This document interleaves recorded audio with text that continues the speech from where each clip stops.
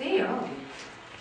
Quería comentarle, ya que Antonio habló del cuadernillo de migraciones para los talleres de jornada extendida, que allí hay unas páginas especiales de trabajo de una construcción de archivo de fotos, que dice si te prestan la cámara, si en la escuela, perdón, si en la escuela hay alguna o con algunos teléfonos celulares. Y hay unas páginas con una guía práctica para armar una galería de fotos de distintos rostros y sonrisas de migrantes. En el mismo cuadernillo que comentó Antonio, que aparentemente es de historia, tiene como esa deriva, si ustedes quieren, territorial y paisajística de los diferentes migrantes de la Argentina. Acá esperamos las preguntas, así que mientras esperamos las preguntas, pasamos mensajes, hacemos comentarios. El blog. Bueno, acá me dicen el blog. La mayoría ya saben, los nuevos no, y se los cuento. La cátedra cuenta con un blog que se llama Cátedras Ciencias Sociales, con las dos S de ciencias y de sociales, .blogspot.com.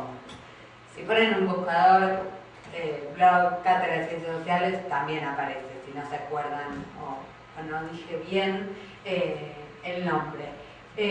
Allí lo que hacemos, con un poco de tardanza, de demora, pero no mucha, es colgar los videos de las clases. Además, la idea es armar, y tenemos ya un banco de recursos, colgamos, por ejemplo, las presentaciones de las clases, ponemos fotos de las clases que pasó, ponemos una tarjeta de invitación, o sea, la idea es que ustedes visiten este blog. Ahí lo que también tenemos son varios enlaces, varios links de páginas que nos parecen que tienen materiales que a ustedes les pueden interesar, de años anteriores, que no trabajamos en la cátedra pero que tienen que ver con las ciencias sociales o específicamente con la geografía. Bueno, es un banco de recursos que nosotros ponemos a disposición, que también invitamos a ustedes a interactuar en el blog. Hay espacios para comentarios y demás, hay espacios para mails. Bueno, todo eso, la verdad es que esperamos su participación también en el espacio virtual. Sí. Bueno, la verdad que creo que no se hicieron preguntas porque son extremadamente claras ambas. Sí. Sí, realmente fue muy sencillo seguirles el hilo de la conversación, entonces realmente a mí no me quedaron dudas. Con respecto, me parece un tema muy importante, son las problemáticas ambientales dentro de la descripción de los paisajes. ¿De qué manera se incorporan en ese nivel, ¿no? Estamos hablando de un nivel inicial, las problemáticas ambientales en la descripción de los paisajes? No sé si fui clara en la pregunta. Sí. No, es un desafío lo que comentás, porque en general cuando se trabajan las problemáticas ambientales no es una foto, digamos, del desastre o la erupción o la pieza talada de bosque o ese estallido en una central nuclear, digamos, con el que uno comienza la clase, ¿no? En general me parece que hay como contar la historia de lo que pasó. Si querés, en simultáneo uno puede presentar una imagen, pero el relato en ese sentido de la controversia, de los daños, de los perjuicios, a veces vidas humanas incluso, entra más en una descripción relatada. Por lo menos es como yo lo hago, no sé, acá sería lindo escuchar de parte de los docentes cómo explican la deforestación en alguna provincia o en el Amazonas o en Filipinas, o cómo explican los delfines que hemos dejado de tener en alguna costa. Si es mostrando la foto de la orca, la ballena, el delfín, o contando, quedan solo 30 y están numerados en su lomo, que se ve desde los aviones cuántas son esas focas que quedaron en una isla en la ría de Puerto Deseado. No sé si se cuenta o se muestra esa imagen, ¿no? Es un juego, se puede hacer, y acá cada maestro toma su decisión de cómo iniciar o cómo hacer. Como disparador, decía, claro, yo no sé, sí. en ese nivel me parecía Claro. una tarea muy difícil, Sí. ¿no? Como para como disparador de la clase, Sí. en esa imagen del Un paisaje. relato, diría, porque Sí. en el problema ambiental me parece que lo que cuenta es mostrar, digamos, ese daño y esa afectación sobre, sí, sobre esos bienes, ¿no? Por supuesto que una imagen puede colaborar y complementar. Me parece que ninguna de las dos cosas, ni el relato ni la imagen, se trate o no de finalmente un paisaje, finalmente siempre lo va a ser, termina, digamos, de decir lo que hay que decir al respecto. Me parece que se dijo acá y venimos trabajando mucho eso sobre la posibilidad de enriquecer y desplegar múltiples, ya que Patricia usó mucho la idea de representación, que es una idea interesante que nosotros venimos trabajando en las clases de lengua también, para conectarlo con la otra cátedra también, ¿no? O sea, esas múltiples formas para representar. En este caso, lo que vos comentás de problemas ambientales, o puede servir para otro contenido. No es que haya un método, digamos, para empezar con alguno de esos recursos en especial, ¿no?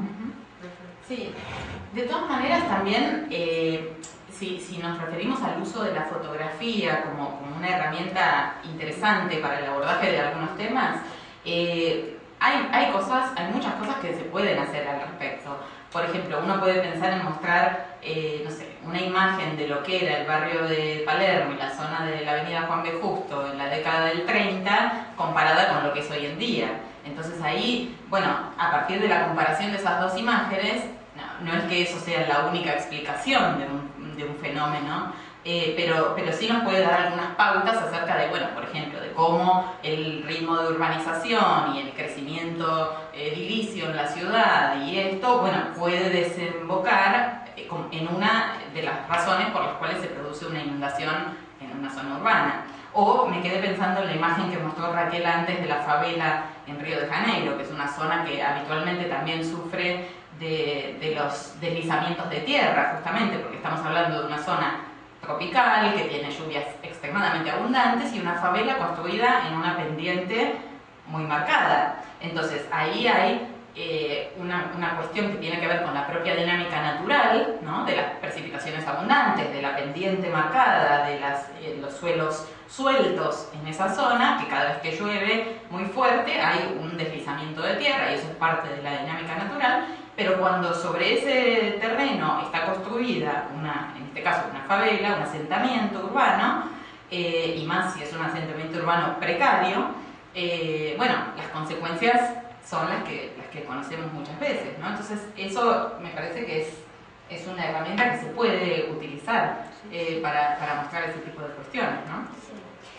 Y sabes, estoy recordando que los que quieran consultar en esta nueva reactualización de la colección de Piedra Libre van a encontrar en el cuadernillo de rutas argentinas, me hiciste acordar con lo que comentaste de imágenes pasadas 2 o 3 décadas, hay 2 imágenes satelitarias de las laderas de los cerros salteños con vegetación y sin vegetación a lo largo de meses. Hay una foto tomada en enero y una foto tomada en noviembre y se ven las diferencias de las prácticas agrícolas, a qué se dedican las parcelas, etc. O sea que ahí también tienen en 2 imágenes con otro recurso tecnológico mostrado esos suelos y esa vegetación en distinto uso dentro del mismo año. Van a ver las diferencias en el uso de la tierra. Por poner un ejemplo, ¿no? Sí, sí. Yo, respecto de esa pregunta, imaginaba también en alguna secuencia de trabajo donde pudiéramos, por ejemplo, partir, utilizando las fotos que nombraba Patricia sobre el riachuelo, sobre la boca, partir del relato de algún vecino de la zona que contara, de algún viejito que contara que se podían bañar en algún momento, y después, bueno, que ya no se puede, llevar a los chicos y percibir los olores de ese lugar y ver los colores que nunca la foto tampoco puede reproducirlos, y ver el bote de Greenpeace que por algo está y que hay otros vecinos que se están organizando y están tratando de organizarse también los distintos gobiernos para ver qué solución conjunta se da, y aquí entran cuestiones también políticas y demás. Me parece que es una manera también interesante de trabajar a través del paisaje, de la geografía, una problemática ambiental, como planteaban ustedes. Sí, Sí, hubo otro tema. Ahora nos gustaría escuchar, porque estamos seguros que ustedes trabajan con los chicos con diferentes paisajes a lo largo de todos los años de la escuela primaria, el primer ciclo y el segundo. Estamos seguros que eso acontece, que los chicos traen fotos y postales o recortes, o que tienen en el escritorio de su máquina un paisaje. Es muy posible que así sea. Es muy posible.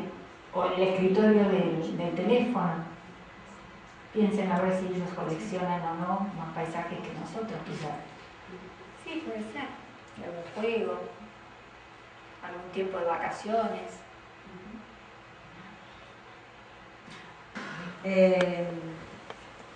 No te voy a decir, no te voy a hacer. Me tengo que cortar. Sí, como está la camarita. Pensaba lo siguiente, de lo que decimos y lo que no decimos, porque nosotros elegimos empezar por paisajes. Y estamos hablando de la enseñanza de la geografía en la escuela. Entonces hay una pregunta que es casi obvia, que es, ¿por qué es importante la presencia de los paisajes en la enseñanza de la geografía en la escuela? ¿Qué le aporta a los chicos en su conocimiento geográfico la presencia de paisaje? Y en este caso es si el paisaje es un contenido de enseñanza o si es un recurso para la enseñanza. Si es un recurso de qué, o sea, un recurso para enseñar qué cosa es un paisaje, y en todo caso si es un contenido, porque es un contenido. Y lo segundo es que me recordaba algo que ustedes hicieron bastante énfasis, es en la idea del paisaje vacío, ¿no? Y trataba de imaginarme los dibujos. Raquel decía el lunes, no tardemos más que el lunes, era bien gráfica, en que aparezcan los actores sociales, que estaría bien que pudiéramos decir cuáles son, en todo caso, algunos ejemplos de actores sociales, porque es verdad que tendemos a pensar las montañas. Yo recordaba mi dibujo, la verdad, en la escuela, ¿no? Las montañas, el sol naciendo detrás, un río hermoso, y siempre cuesta tanto en el dibujo, pero creo que también a la enseñanza, reponer a los humanos en ese paisaje, ¿no? Y parece que aparecen en la última unidad. Los humanos aparecen en la unidad donde decimos qué lengua hablan en los países y qué religión tienen. Mi pregunta es ¿por qué cuesta? O sea, ¿qué le pasa? Porque debe haber algo ahí, ¿no? ¿Por qué nos cuesta en la enseñanza poder pensar estas relaciones, ¿no? Entre lo natural y ese espacio social que a veces parece uno y a veces no? Bueno, todo esto junto, contesten lo que les parece. Sí, claro. Bueno, con respecto a si el paisaje es contenido o recurso, yo creo que podrían ser las dos cosas en realidad, ¿no? O sea, la fotografía de un paisaje en tanto recurso puede servirnos para ver algunas cuestiones. En cuanto a contenido, me parece que puede ser interesante incorporarlo, porque tanto en la aproximación visual a una fotografía, o también podría ser una película, ¿no? Un documental que muestre un lugar, digo, dinámicamente y no solo de manera estática, como en una salida al campo, ¿no? Me parece que la idea pasa por agudizar o estimular en los chicos que agudicen sus sentidos, que agudicen su percepción del espacio en el cual desarrollan su vida, por ejemplo, y que el desarrollo de esa agudización en la percepción les permita también poder aprender o comparar su experiencia directa con cosas que ocurren en otros lugares del mundo, ¿no? Por comparación. Entonces me parece que tiene un valor en sí mismo, más allá de que se lo use como recurso. Tiene un valor en sí mismo como contenido en esto que estoy planteando, en el sentido de que es un concepto que nos permite aprender la realidad como una totalidad. Y hay que hacer mucho hincapié en eso, me parece, ¿no? En no pensar exclusivamente en términos físicos o de los aspectos físico-naturales, sino de aprenderlo como una totalidad. O sea, cuando yo me paro, no sé, frente a un paisaje no sé, por decir cualquier cosa, ¿no? De fincas en la zona de Mendoza, bueno, observo, sí, las montañas nevadas, que son imponentes y son increíbles, puedo observar algún río y el suelo pedregoso, pero también observo la ruta y las construcciones y los cultivos y, bueno, una cantidad de cuestiones que tienen que ver con una dinámica claramente social que se desenvuelve en ese espacio. Y me parece que entonces pasa por eso yo decía también lo de hacer el ejercicio de cerrar los ojos, ¿no? Porque eso obliga a percibir otras cosas que tampoco se ven solamente. Cuando uno confía demasiado en sus ojos, a veces naturaliza lo que ve, ¿no? Entonces me parecía interesante también ese ejercicio de apelar a otros sentidos, reforzando esta idea, ¿no? De que, bueno, hay que agudizar la observación, hay que agudizar los sentidos para estar más alerta a lo que está sucediendo alrededor nuestro. Y a partir de ahí, a partir de desarrollar eso, también vamos a poder comparar esas situaciones con lo que ocurre en otros lugares más distantes, ¿no? Posiblemente a través de fotografías, ya que no podemos visitar todos los lugares, pero me parece que puede cumplir bien con las dos cosas, ¿no? Sí, para complementar la segunda parte de la pregunta de Silvia, creo que en los paisajes se materializa la intervención de la sociedad. No hay paisaje en los tiempos contemporáneos que no esté intervenido socialmente, de modo directo o no directo, aunque solo sea por el solo hecho de haber obtenido esa toma. O sea, en la cima de la Concagua, esté o no esté en ese momento un expedicionario plantando que llegó hasta allí. El solo tener y disponer de esa imagen nublada, brumosa, como es la que se tienen de esos lugares, implica, digamos, la morada de la sociedad, del hombre, en toda la escala planetaria. Si lo estuviéramos pensando en otros tiempos históricos, quizás esta afirmación sería muy atrevida, o exagerada, o bueno, con cierta intención, digamos, ¿cómo? Sí, claro, de supremacía, digamos, de lo humano sobre lo natural o lo divino. Pero en tiempos contemporáneos, sencillamente, esos elementos están impregnando toda la superficie del planeta y en algunos lugares de modo muy, muy intenso. En la agricultura, en la ganadería, en la urbanización, en la utilización de los ríos, de los océanos, del aire, de todos los recursos, ¿no? Habíamos hablado en alguna de las clases pasadas, por suerte tenemos amigos, compañeros de Salta que nos vamos a conversar. Pero quiero decir esto, en relación al tema de la artificialización del planeta, ¿no? Y cuando hablamos de esas construcciones, en los paisajes tenés, digamos, ahí esos rasgos, hechos sociales o de la cultura. Y creo que es una manera privilegiada de acceder a ellos, ¿no?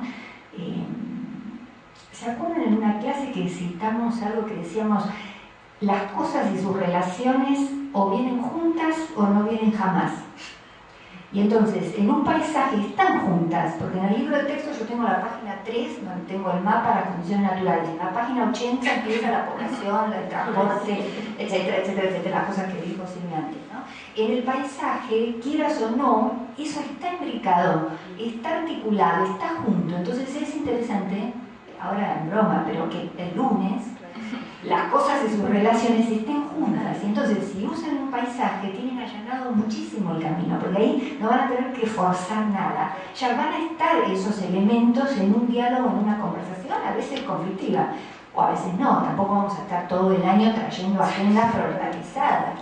Eso lo conversamos tantas veces. Pero en la articulación, seguro. Si volvemos a mirar todas las imágenes que trajo hoy Patricia y las fotos que yo traje, en todas tienen los elementos de la articulación. No están en un índice ordenado de libro típico de texto. Podemos hacer ese ejercicio para cuando nos veamos el 23 de mayo. El 9, perdón, cambiaron. Y cuando nos veamos el 9 de mayo, traigamos vistos un poquito las imágenes que tienen muy a mano libro, donde ustedes quieran, para ver si efectivamente resiste la teoría hoy planteada aquí. Hagamos ese ejercicio. Si empíricamente en esas imágenes ustedes se encuentran desenganchados los elementos, si no están los sujetos y si no es una buena entrada para entramar los objetos geográficos, digamos. Hagamos ese ejercicio para el 9, si quieren, por supuesto, para el 9 de mayo. hacemos para hablar con la gente de Con la gente de Salta que nos está esperando. Hola, Salta. Sí, hola, buenas tardes. Buenas tardes, escuchamos. Sí, buenas tardes. Yo presentarme especialmente como referente nuevo en esta cátedra de Ciencias Sociales. Agradecer también el tema que se ha tratado porque es interesante, es importante para nosotros y querer presentar a todas las personas que hoy comparten con ustedes esta disertación, porque han hecho mucho esfuerzo para estar hoy aquí. Son del Departamento General San Martín, localidades como Tartagal, Aguaray, General Mosconi, Embarcación, a ver qué más, Irigoyen, Orán, departamento de Orán. Entonces, bueno, porque ellas también son un paisaje, a ver si pueden salir de manera virtual para que la miren. Gracias. En directo en realidad salió, las vemos a todos y a todos.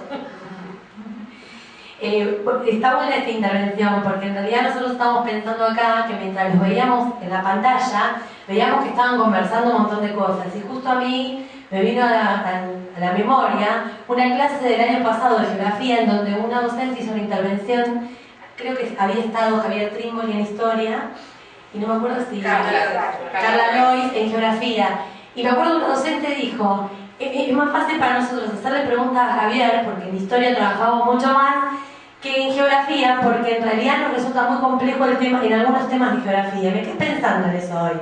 Digo, inauguramos la cátedra con la disciplina de geografía y vemos que hay mucha discusión en los auditorios y en realidad costó mucho, y de hecho no hubo una pregunta concreta en los auditorios del país, digamos. Entonces sería interesante, ya que inauguramos también un espacio de intercambio a partir de este momento, que ustedes puedan quedarse en los auditorios a ver qué realmente pasa en las escuelas en relación a la enseñanza de la geografía, que puedan relevar qué sucedió con esto que relataron hoy Raquel y Patricia, y poder pensar con esta tarea que dio Raquel para mayo también, de qué manera poder articular esta mirada, ¿no? De no tener que leer simultáneamente la página 3 y la 80 del libro, sino ver de qué manera nosotros podemos incluir a los actores sociales en los paisajes. Y voy a hacer una infidencia: cuando nosotros estábamos pensando en el afiche para las escuelas, quiero contar que las fotos que aparecieron en los afiches eran 2 paisajes sin actores sociales. Y ahí también tuvimos que dar una vuelta y empezar a buscar actores sociales que aparezcan en esas imágenes y visibles, ¿no? Porque por ahí se había hecho un recorte en la edición de quien diseñaba el afiche, y creo que hay algo que está muy naturalizado también en esa enseñanza, ¿no? ¿Sí? ¿Cómo no? Bueno, eso tiene que ver un poquito con lo que yo decía al principio, ¿no? De cómo nuestra mirada formada en el arte, formal o informal, nos da un cierto patrón de lo que es un paisaje bello o atractivo, que suele estar más asociado con lo natural por ahí que con lo social. Me parece que acá parte de la riqueza y del esfuerzo que hay que hacer tiene que ver un poco con esto que vos estás planteando justamente, ¿no? Bueno, en realidad queremos hacerle la invitación.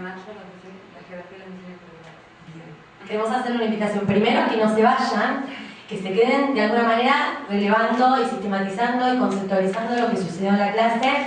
Comprometemos a los referentes a que en el informe que nos manden sobre esta clase recuperen esto que ha surgido como intercambio. No necesariamente tiene que ser una clase magistral, sino que para nosotros es sumamente importante que aparezcan las inquietudes que hay en la escuela, lo que sucede realmente en la enseñanza de la geografía en las aulas, en el primer ciclo, en el segundo ciclo, y poder conocerlos para también poder trabajar con ellos y pensarlos, repensarlos para las próximas clases.